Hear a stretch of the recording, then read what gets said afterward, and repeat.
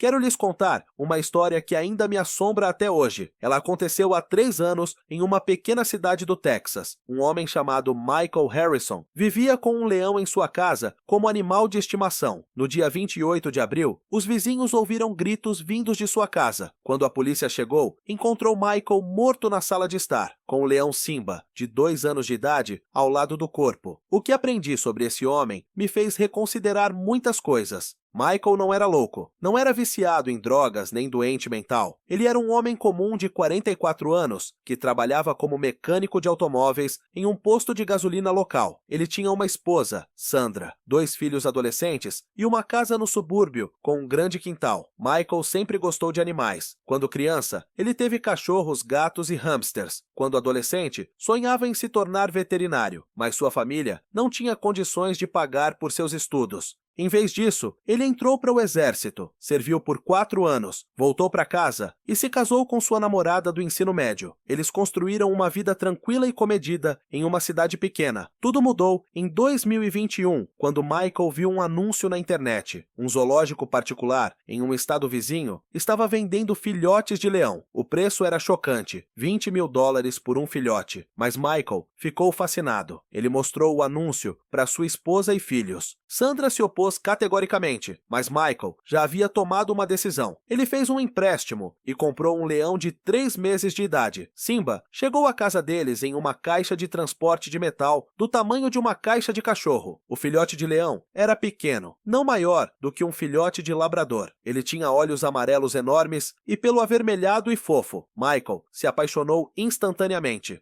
Ele segurou o filhote de leão nos braços, alimentou-o com mamadeira e brincou com ele no chão da sala de estar. Simba dormia em sua cama. Sandra me disse mais tarde que os primeiros meses foram como um conto de fadas. Simba era brincalhão e carinhoso. Ele corria pela casa, brincava com as crianças e ronronava quando Michael o acariciava. Os vizinhos vinham ver o animal de estimação em comum. Michael tinha orgulho de seu leão e sempre dizia: "Esse é meu filho. Ele faz parte da nossa família." Mas mesmo assim, havia sinais de alerta. Quando Simba tinha 6 meses de idade, ele já pesava 40 quilos. Suas mordidas brincalhonas se tornaram dolorosas. Um dia, ele acidentalmente arranhou seu filho mais novo, Michael, enquanto brincava. 3 sulcos profundos em seu braço precisaram de pontos. Michael disse ao médico do hospital que a criança havia sido arranhada por um cachorro. Ele não queria se meter em problemas com as autoridades. Sandra começou a insistir em doar o leão para um zoológico ou santuário.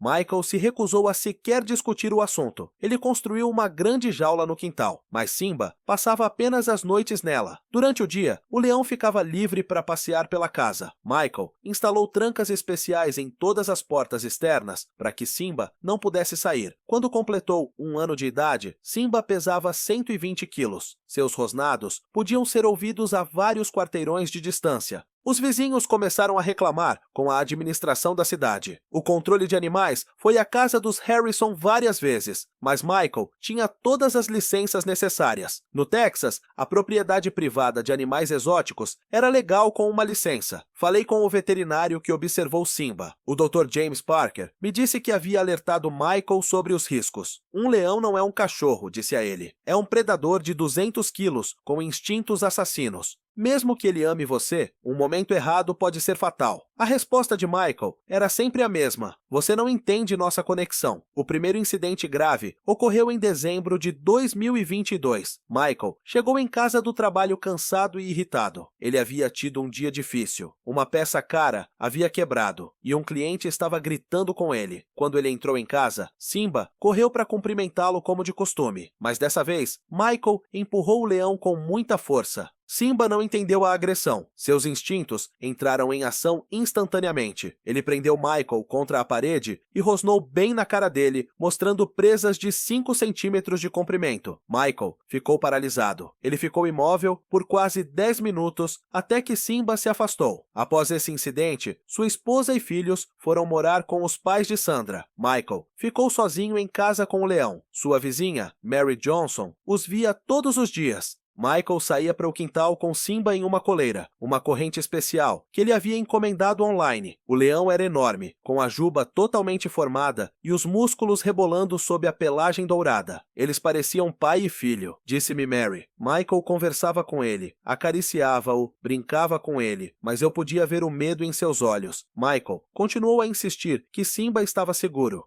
Ele postou vídeos nas mídias sociais em que acariciava o leão, alimentava-o em seus braços e até dormia ao lado dele no sofá. Os comentários eram cheios de admiração e horror. Alguns escreveram que esse era um belo vínculo entre homem e animal. Outros alertaram para uma tragédia iminente. O veterinário Parker me contou sobre a última visita de Michael à clínica. Foi uma semana antes da tragédia. Simba já pesava 210 quilos. Ao ser examinado, o leão estava calmo, mas Parker notou uma mudança em seu comportamento. Ele se tornou mais territorial, explicou o médico. Isso é normal em um leão macho adulto, mas para um animal de estimação, isso significa perigo. Michael reclamou que Simba havia se tornado menos obediente. O leão nem sempre respondia aos comandos, às vezes rosnando quando Michael tentava pegar comida dele. Da última vez, Parker tentou convencê-lo a doar o animal a um santuário especializado.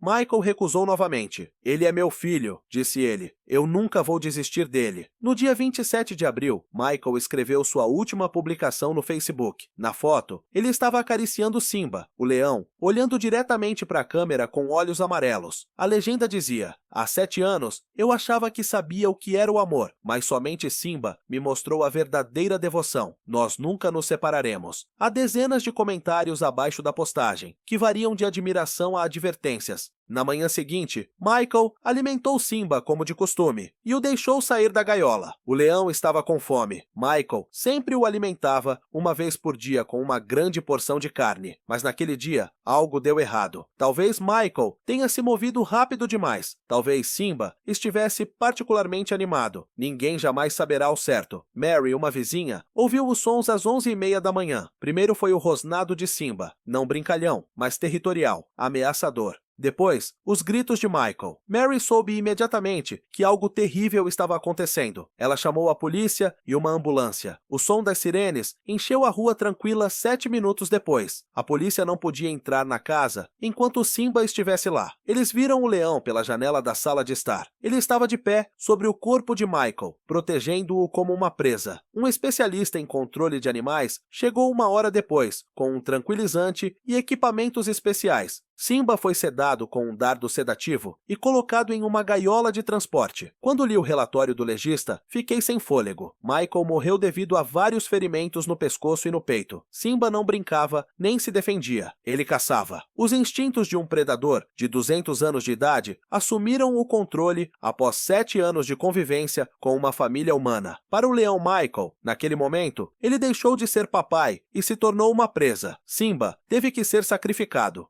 Não havia nenhum santuário ou zoológico disposto a acolher um leão que tivesse matado um humano. O veterinário Parker aplicou a injeção pessoalmente. Foi a decisão mais difícil de minha carreira. Ele me disse: Simba não era um animal malvado. Ele estava apenas seguindo sua natureza. Mas agora, ele era muito perigoso para a sociedade. A esposa de Michael, Sandra, não quis ser entrevistada. Ela se mudou para outro estado com as crianças e pediu a todos que os deixassem em paz. Mas seu advogado transmitiu uma mensagem. Sandra quer que as pessoas entendam. Michael não era uma pessoa ruim. Ele realmente amava aquele leão. Mas amor nem sempre é sinônimo de segurança. A casa dos Harrison está vazia há 3 anos. Ninguém quer comprar o lugar onde ocorreu a tragédia. Uma grande gaiola de metal que Michael construiu para Simba ainda está no quintal. Os vizinhos dizem que às vezes à noite acham que estão ouvindo o rugido de um leão. Mas isso é apenas imaginação, é claro. Tenho pensado muito sobre essa história enquanto estudo os arquivos do caso. Michael Harrison não era um louco ou um aventureiro. Ele era um homem comum que caiu no feitiço da natureza selvagem. Ele queria ter um vínculo especial com um animal em comum, mas ele se esqueceu de uma coisa importante. Os animais selvagens permanecem selvagens, mesmo quando criados em um ambiente doméstico. Há mais leões vivendo em mãos particulares nos Estados Unidos do que nas regiões selvagens da África. Milhares de pessoas em todo o país mantêm predadores exóticos como animais de estimação. A maioria delas acredita genuinamente que seus animais são seguros e que criaram um vínculo especial, mas as estatísticas são brutais. Dezenas de ataques ocorrem todos os anos. Os especialistas em comportamento animal explicam isso de forma simples. Milhões de anos de evolução não podem ser apagados por 7 anos de vida em um lar humano. O leão é geneticamente programado para ser um predador.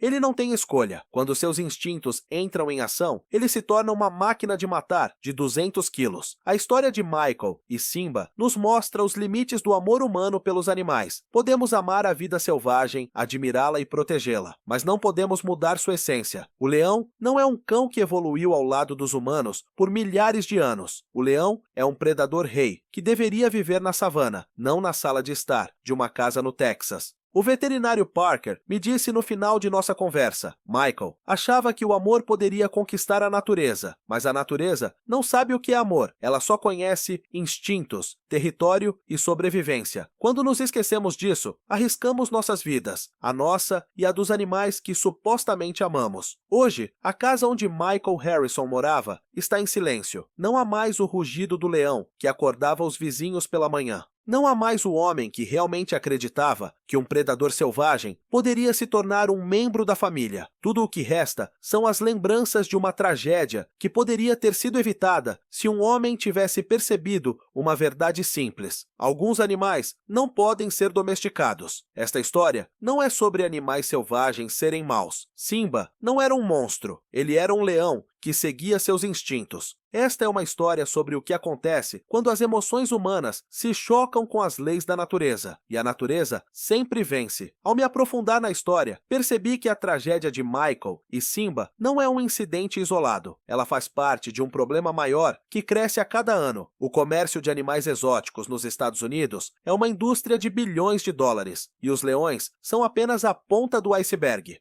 Entrei em contato com Tina Watson, especialista em animais exóticos da Universidade do Texas. Ela vem estudando a propriedade privada de predadores selvagens há 15 anos. As pessoas compram filhotes de leão, de tigre, de urso, pensando que é como comprar um cachorro grande. Ela me explicou. Mas elas não percebem no que estão se metendo. Tina me contou alguns números assustadores. Há cerca de 5.000 tigres e 3.000 leões em mãos privadas nos Estados Unidos. Isso é mais do que esses animais vivem em todos os zoológicos do mundo juntos. A maioria dos proprietários não tem experiência com animais selvagens. Eles compram os filhotes online, como se fossem um produto da Amazon. O preço de um filhote de leão varia de 10 a 40 mil dólares, dependendo do pedigree e da coloração. Mas a compra é apenas o começo. Um leão adulto come de 10 a 15 quilos de carne por dia. Só para alimentá-lo, custa $1.000 por mês. Além de serviços veterinários, gaiolas especiais e seguro. Encontrei um vendedor que concordou em falar comigo anonimamente. Jerry, nome fictício, é proprietário de uma fazenda particular na Flórida, onde cria grandes felinos para venda. Ele tem 70 animais: leões, tigres, pumas e linces. Estou vendendo um sonho, ele me confidenciou. As pessoas querem se sentir especiais, únicas. Um leão em casa é status.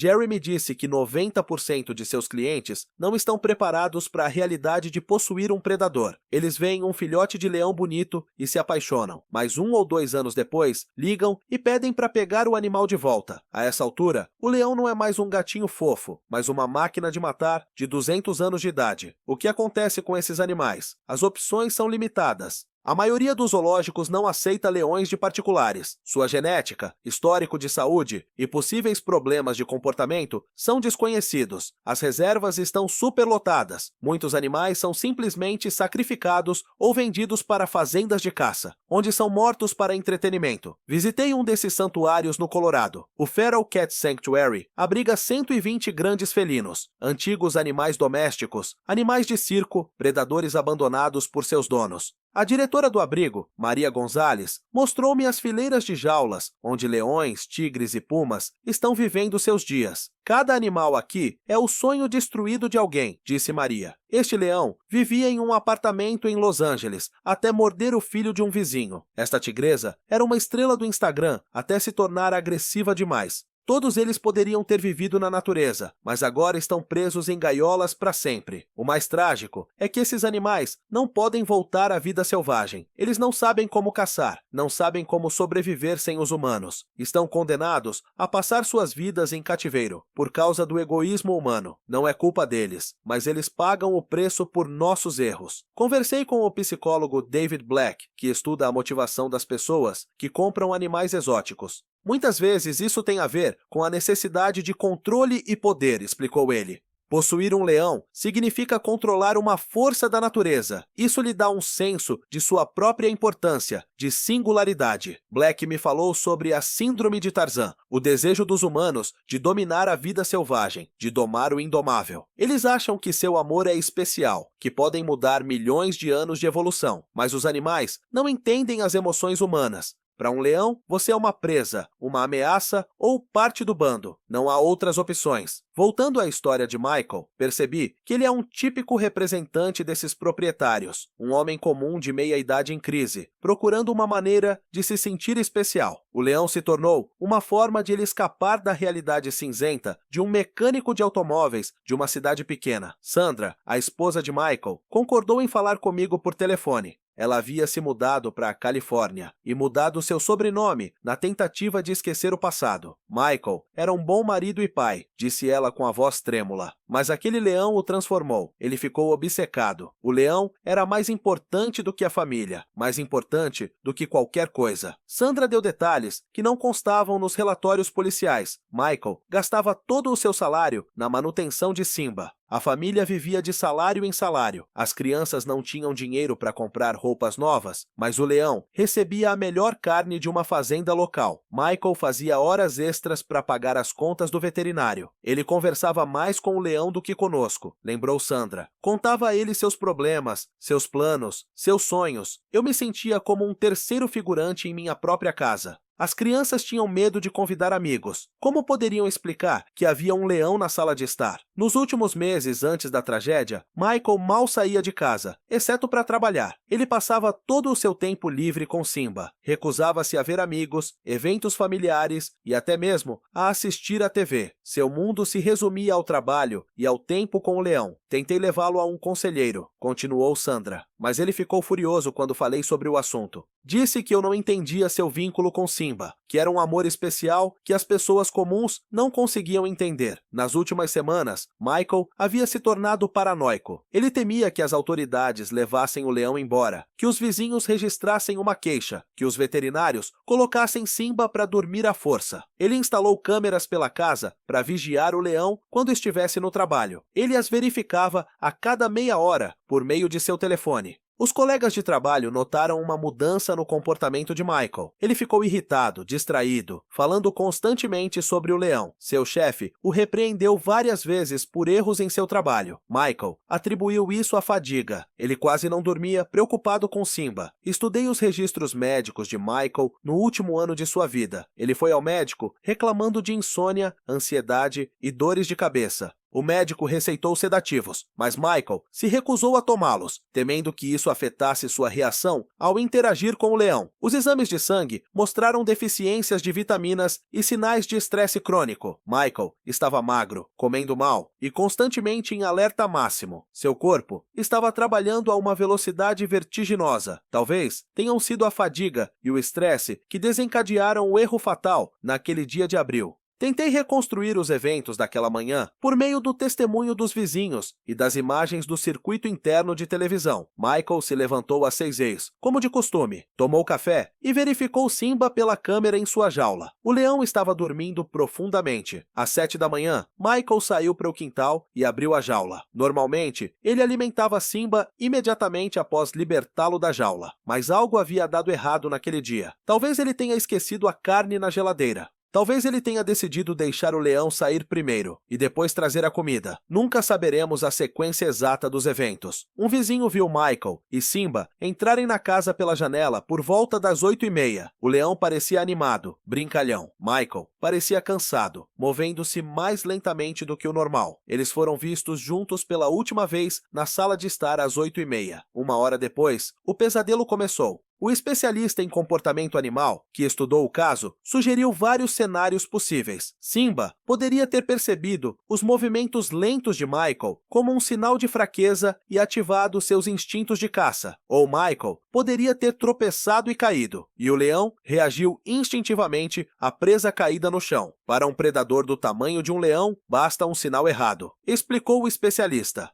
Se a presa se comportar como um animal ferido, movendo-se lentamente, caindo demonstrando fraqueza, os instintos são ativados automaticamente. 7 anos de vida em uma casa não podem superar milhões de anos de evolução. Enquanto pesquisava o arquivo do caso, encontrei imagens da câmera de segurança da casa de Michael. A polícia as confiscou como prova, mas algumas das imagens foram posteriormente entregues à família. O que vi nessas imagens me assombra até hoje. A filmagem da semana anterior, a tragédia, mostra Michael brincando com Simba na sala de estar. O leão é enorme. Sua cabeça está na altura do peito do homem. Michael ri, acaricia o leão e até o beija no focinho. Mas se você olhar com atenção, poderá ver a tensão na postura de Simba, a cautela em seus olhos amarelos. A doutora Sarah Mitchell, especialista em comportamento de grandes felinos, me ajudou a analisar a filmagem. O leão está mostrando sinais clássicos de estresse, explicou ela. Suas orelhas estão presas para trás, sua cauda está se contraindo, seus músculos estão tensos. Ele tolera o toque, mas não gosta dele. Não é uma brincadeira, é uma submissão forçada. Outra gravação mostra Simba deitado em um canto da sala de estar, enquanto Michael assiste à TV. De tempos em tempos, o leão levanta a cabeça e olha para o homem com um olhar longo e avaliador. Ele o está estudando, comenta Mitchell. Esse é o comportamento de um predador que escolhe o momento para atacar. Não é malícia, mas instinto. A filmagem mais perturbadora é datada de 3 dias antes da tragédia. Michael está tentando tirar um osso de Simba, que ele está roendo. O leão rosna, mostra suas presas e se aperta no chão em uma postura defensiva. Michael insiste e se aproxima. Simba dá uma falsa investida, um aviso. Michael se afasta, mas posso ver o medo em seus olhos. Essa era a última chance, diz Mitchell. O leão disse claramente: fique longe da minha comida.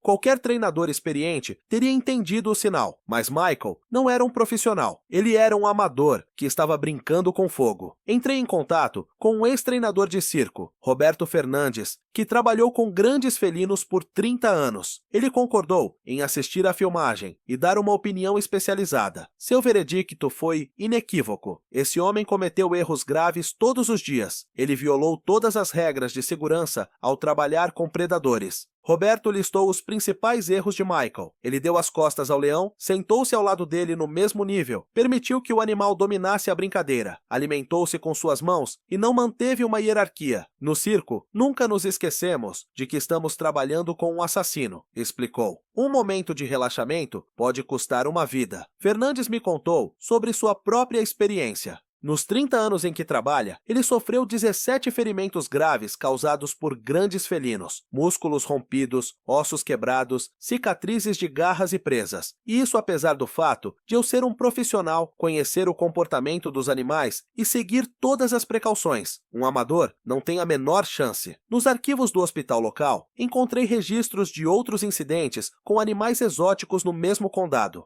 5 anos antes da tragédia de Michael, uma mulher foi gravemente mordida por um puma de estimação. 2 anos antes, um homem perdeu 2 dedos ao brincar com um urso domesticado. As estatísticas são assustadoras, mas poucas pessoas prestam atenção a elas. Conversei com o xerife do condado, Tom Jackson, que trabalhou no caso de Harrison. Sabíamos que isso aconteceria mais cedo ou mais tarde, admitiu ele. Recebemos reclamações sobre o rugido do leão, o cheiro e o perigo em potencial. Mas tecnicamente tudo era legal. Michael tinha todas as licenças. Jackson disse que as leis do Texas permitem a posse de animais exóticos, desde que você tenha uma licença e cumpra os requisitos mínimos de segurança, mas a supervisão é praticamente inexistente. Não temos recursos para verificar cada proprietário de leão ou tigre, explicou o xerife. Só respondemos a reclamações ou após uma tragédia. O problema é que a maioria dos estados tem leis semelhantes. Em 35 estados, é possível comprar e manter um leão legalmente. Os requisitos são mínimos: uma licença, seguro, medidas básicas de segurança, mas ninguém verifica se a pessoa está física e psicologicamente preparada para conviver com um predador. Após a tragédia de Michael, a legislatura local começou a discutir o endurecimento das regras. O deputado Michael Rodrigues apresentou um projeto de lei para proibir a propriedade privada de grandes felinos.